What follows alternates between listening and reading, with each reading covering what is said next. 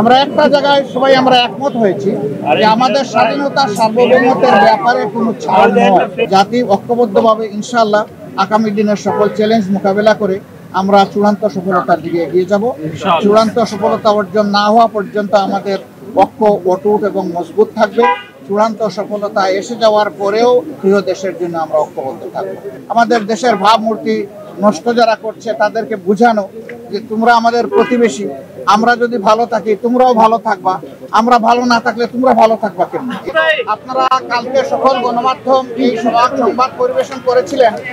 মাননীয় প্রধান উপদেষ্টা সমস্ত দলের জাতীয় নেতৃবৃন্দকে এখানে আহ্বান জানিয়েছি। আমরা সেখানে এসেছিলাম। দল মত, আমাদের ভিন্ন আদর্শ, আমাদের ভিন্ন পথ, আমাদের পথটা হচ্ছে বাংলাদেশকে রক্ষা করতে হবে।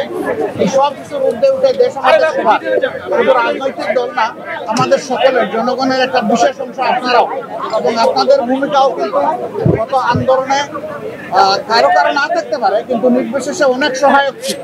এই জন্য সেই ভূমিকার জন্য আমি আপনাদেরকে অভিনন্দন এবং ধন্যবাদ জানাচ্ছি। আগামীর বাংলাদেশ গঠনের পথে আমরা বিভিন্ন অন্তরায় দেখতে পাচ্ছি, বিশেষ করে পার্শ্ববর্তী দেশ, তারা আমাদের প্রতিবেশী। আমরা তাদের সাথে সৎ প্রতিবেশী সম্পর্ক চাই, কিন্তু সাম্প্রতিক কিছু ভূমিকা ছিল অত্যন্ত উস্কানিমূলক, অসহিষ্ণু, অগ্রহণযোগ্য। আপনারা এটা দেখেছেন।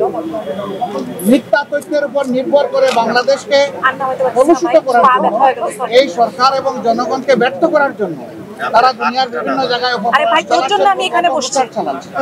আমরা এগুলা নিন্দা জানিয়েছি সকলের সম্মিলিত ভাবে। আমরা একটা জায়গায় সবাই আমরা একমত হয়েছি যে আমাদের স্বাধীনতা সার্বভৌমত্বের ব্যাপারে কোনো ছাড় নয়। এখানে আমরা সিমেন্টেড থাকবো, যেমন অতীতে ছিলাম, যেমন সম্প্রতি 5 আগস্টে এই 24 সালে আমরা ছিলাম, এটাই আমাদের অব্যাহত থাকবে। এখানে পরামর্শ এসেছে রাজনৈতিক শীর্ষ নেতৃবৃন্দের সাথে, যেমন মত বিনিময় হয়েছে, ছাত্র সংগঠনের সাথে হবে, বিভিন্ন ধর্মীয় সম্প্রদায়ের সাথে হবে, আপনাদের সাথে হবে। আমরা সেই প্রস্তাব রেখে এসেছি এবং আমরা আশা করছি আপনাদের সাথেও মত বিনিময় হবে। এই সমস্ত অংশীজনদের সাথে মত বিনিময়ের পরে একটা জাতীয় ঘোষণা আসবে সরকারের পক্ষ থেকে। আমরা সেই ঘোষণার অপেক্ষায় থাকব এবং এই ক্ষেত্রে আমাদের যার যা প্রয়োজনীয় পরামর্শ আমরা সেটা দিয়ে সরকারকে সহযোগিতা করব।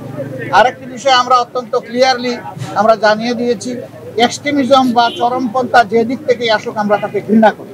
এটাকে আমরা কোনো অবস্থায় প্রশ্রয় দিব না এবং মেনে নেব না। এটা যে রূপ নিয়েই আসুক, সকল রূপের আমরা চরমপন্থাকে আমরা ঘৃণা করব এবং প্রশ্রয় আমরা দিব না কেউ। এই ব্যাপারে আমরা সকলে একমত হয়েছি। আরো অনেকগুলা বিষয়ের কথা হয়েছে। আমাদের দেশের ভাবমূর্তি নষ্ট যারা করছে তাদেরকে বুঝানো যে তোমরা আমাদের প্রতিবেশী, আমরা যদি ভালো থাকি তোমরাও ভালো থাকবা, আমরা ভালো না থাকলে তোমরা ভালো থাকবা কেন। এই বিষয়গুলো তো আসবে, অবভিয়াসলি আসবে।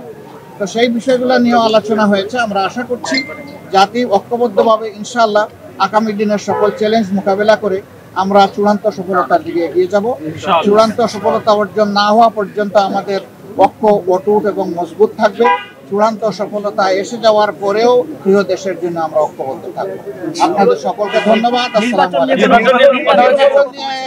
ছোটখাটো কথা হবে, সেটা নিয়ে কোনো কনসেনসাস হয় নাই বা ব্যাপকভাবে কোনো আলোচনা হয়।